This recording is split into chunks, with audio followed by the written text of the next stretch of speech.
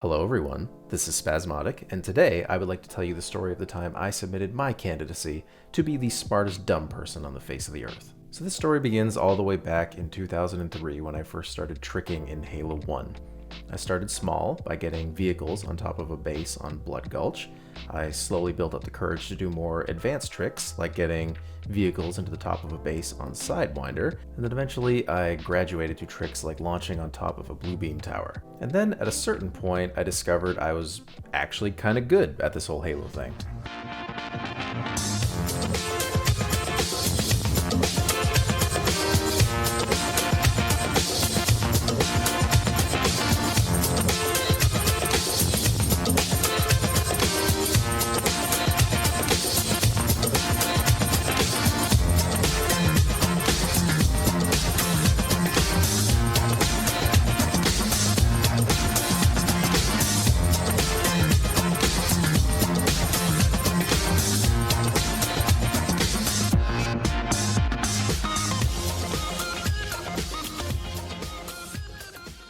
Now, it was during this time when I began fashioning a list of tricks and projects that I just wanted to see finished one day, ideally by me, but that wasn't a strict requirement. These were things I just thought would be cool to see. Now, I wasn't sure if the bulk of the things I wrote down were really possible, but it was fun to dream and imagine regardless. Now, two of the absurd tricks on that list were reaching the hidden rooms on Truth and Reconciliation and getting a jackal to the bottom of Assault in the Control Room. So I wrote these tricks down largely just to catalog a fantasy, but strangely they felt as though they had a faint sliver of hope associated with them. They were just slightly out of reach, and it was almost as if I needed just one more piece to put the puzzle all together. Or perhaps that was just my misplaced youthful optimism speaking, but there was one trick on the list that it just had to be impossible, and if I was being honest with myself, I included it on the list purely to be ridiculous. The idea was to get a live Wraith to the bottom of AOTCR. Now this was just fun and fantastical, and it wasn't an idea that I took very seriously at all.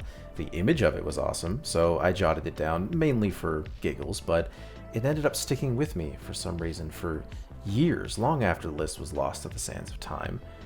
And almost 20 years went by after that, and then something amazing happened.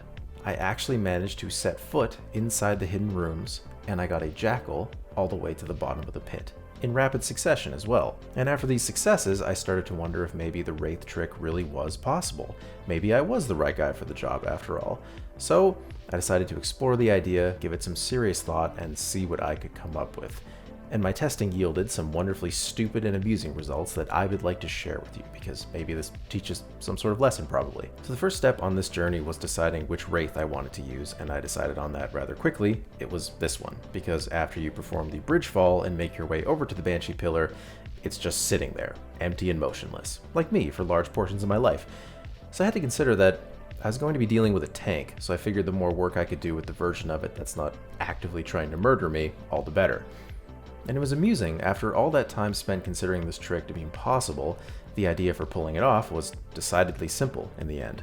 I would push this Wraith to the edge of the pit, spawn the pilot, watch him run all the way to his precious tank, and then kick him off the edge, Leonidas style. Why was this the plan? Because I heard a long time ago that Wraiths supposedly have an infinite fall timer. Yes, this plan was indeed based off something I faintly remember hearing in passing decades prior from someone who couldn't possibly have known that, so they were very likely lying. But with that in mind, I figured this is a sound plan. I need only throw the Wraith into the abyss and it would just land on the bottom alive. Sadly, this didn't quite work as planned, but not for the very obvious reason that you're thinking. So after I pushed the Wraith to the edge of the pit and triggered the pilot, I discovered that he just didn't spawn in. Of course, I didn't quite figure that out until much later because my blind determination kicked in faster than I had ever anticipated. There were two elites just hanging around the pillars, so I figured that hope wasn't completely lost here. If you are playing on easy and you encounter a full health blue elite, if you hit him with an overcharged plasma pistol bolt, oftentimes he will begin rampaging and just chase you forever. Now you have to be running forward when you fire the bolt though, because your damage output increases slightly when you are moving forward, because your bullets are now technically also traveling slightly faster. This is why double blunt striking when you're stationary does not result in a kill, but moving forward while doing it works. Games make sense. Also, you can pick up items from farther away with your ass, and there's a trash can on Pillar Bottom that's weird. Enjoyed thinking about that forever. But moving on, I picked an elite to shoot, he gave chase, we ran to the tunnel together, and then he hopped into a ghost.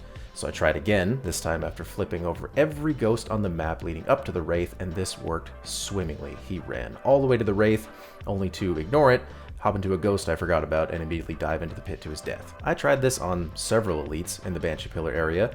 Every single one hopped into a ghost and died, because at that point I forgot what I was doing and was instead enamored with the fact that I had somehow created a death machine.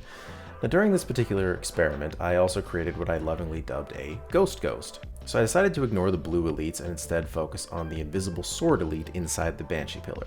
This elite is far more enthusiastic than most, and I figured he would pilot any vehicle if given the opportunity.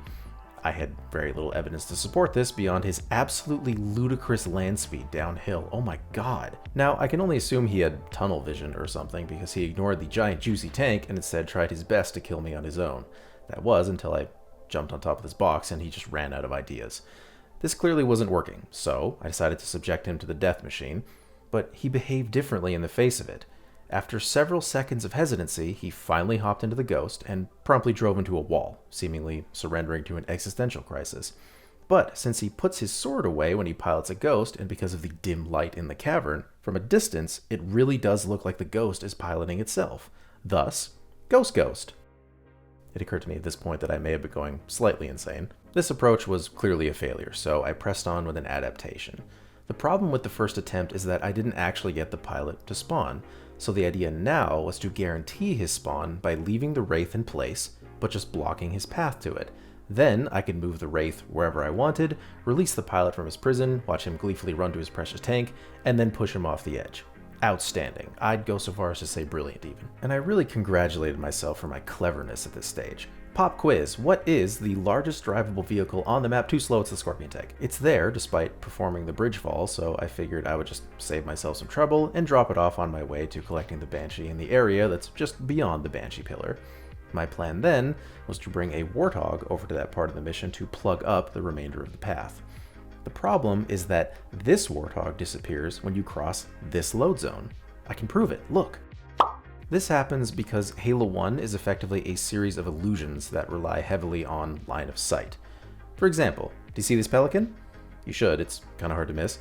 Now, you ever watch it drop off a Warthog and some Marines and then it just disappears around this corner? Well, when you eventually travel around that corner, you come to discover that the idiot pilot has somehow managed to crash land here, but what actually happens to the pelican is this. I'm sorry, I just felt like I needed to shake up the sound effects a little bit. Point being, Halo is both great and dumb. Side note, if you get to the pelican fast enough and get in, you can actually stop it from disappearing, so you just get 2 pelicans. You can also get 2 Warthogs by just driving this one through the load zone.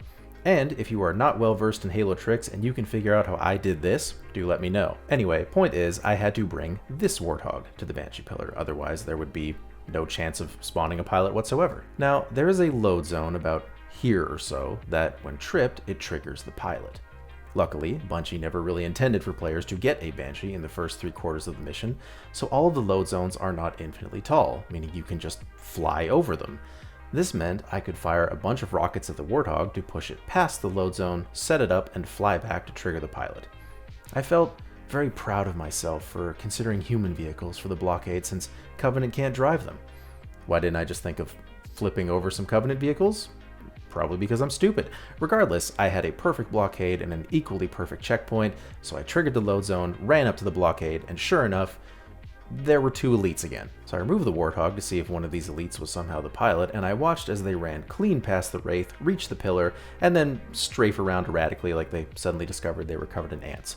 Weird, but okay, maybe I accidentally mushed the elite when he spawned. So I checked the blockade, and I couldn't see a flat elite anywhere. It appeared as though he just didn't spawn in at all, so what the heck was going on here? So I decided to ditch the blockade idea for now and really focus on exactly how the pilot spawns.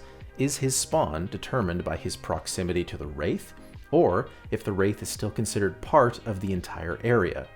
So when you cross this section of the tunnel, everything behind you and around the corner disappears. This was due to hardware limitations on the original Xbox, so line of sight, remember? So did the pilot not spawn the first time because I moved the Wraith beyond that threshold? Or was it because I moved the Wraith outside of the elite's spawn radius, as I dubbed it? And I realized I could effectively answer both questions at once by pushing the Wraith to farther and farther locations until he just didn't spawn. so I began proximity testing. So I moved the Wraith off the patch of ice it's initially placed on over to the left side of the pillar here, and then I triggered the pilot. I somehow lost track of him in all this, but he did indeed spawn, as you can see by the Wraith just kind of moving around, presumably not on its own. He did get stuck for a moment, but then he ignored me completely, drove straight back to his original patch of ice, because I assume he was unwilling to relinquish such a tactical position. So I tried again, this time moving the Wraith to the top of the cave. I was delighted to see him spawn normally, run straight to the Wraith, and not immediately drive back to his comfort zone, but instead sit still and forget how to aim when I stood behind a tree for 3 seconds. But then, something beautiful happened. For but a fleeting moment, I really thought that we had broken through and become friends. I was teaching him how to do donuts insanely fast, and then... Jerk. Now it was time to test my luck and extend the range just a little bit more. So I placed the Wraith inside the tunnel, but not past the load zone, so it was still inside the Banshee Pillar area. Anything beyond that, and I knew that the Elite wouldn't spawn. But as it turned out, this was still too far. The Elite didn't spawn, which means there has to be a range to his spawn that's tethered to the location of the Wraith. Where that boundary was exactly, I did not know, but the top of the tunnel was close enough. Now, let's quickly review. If I obstruct the Elite's immediate path to the Wraith, he doesn't spawn for some reason. If I leave it unobstructed, he runs to the Wraith and sits reasonably still. We're all in agreement on this? Excellent.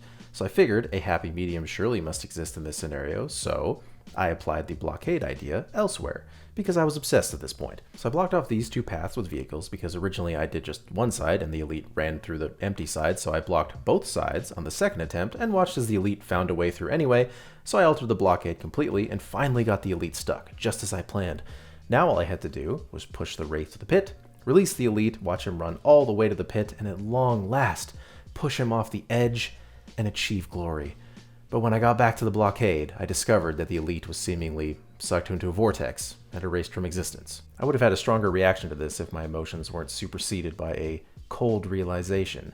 What if the Wraith has a fall timer, like everything else in this game, so of course it must have one, which means it's just going to die the second I throw it off a cliff, manufacture or otherwise. What even was that sentence? I was truly being taken places I had never been before, but my response to this situation wasn't fear or defeat. It was to come up with an even more elaborate strategy to balance everything out. There's an old glitch in this game that I couldn't remember how to execute properly at the time, and honestly, I still don't know how to do it, but basically what you do is you throw something off a ledge, you cross a load zone, and then quickly cross it again, and you can freeze stuff in midair. More or less. Maybe I could freeze and unfreeze the Wraith in midair periodically until it finally reached the bottom alive. Or maybe, once again, I would succeed only in chucking a tank off a ledge like a maniac, and Elite would spend the last moments of his life just confused. All I really knew for sure at this point is that I knew a bunch of useless stuff now, and this was kind of funny, so I decided to tell my friends about my adventures in the old High Impact Halo Facebook group. We're old, you see, you gotta keep it on brand. And within a few minutes of me posting the story, and this is true, an old friend of mine casually responds, "Wow, that's a crazy coincidence. I was working on this trick like 10 minutes ago. Here's the video." Would you like to know what he did? He took this Wraith, he pushed it for a bit, and then he threw it off the edge. It bounced off his head at some point, and then it landed alive. And there was this funny bit when it blew him up seconds after it landed, but then he got it there alive. So that's it. Thanks for watching. A very special thank you to Rockslider for being incredible and bringing this trick to life. I loved seeing this so much. And an additional thanks to Lone Star, Madrox, and Vivid for being the most handsome of people, and all the love in the world to High Impact Halo. I hope everyone watching this had a laugh or two, and I hope you all have a good day. You take care, stay safe everybody, Spaz out.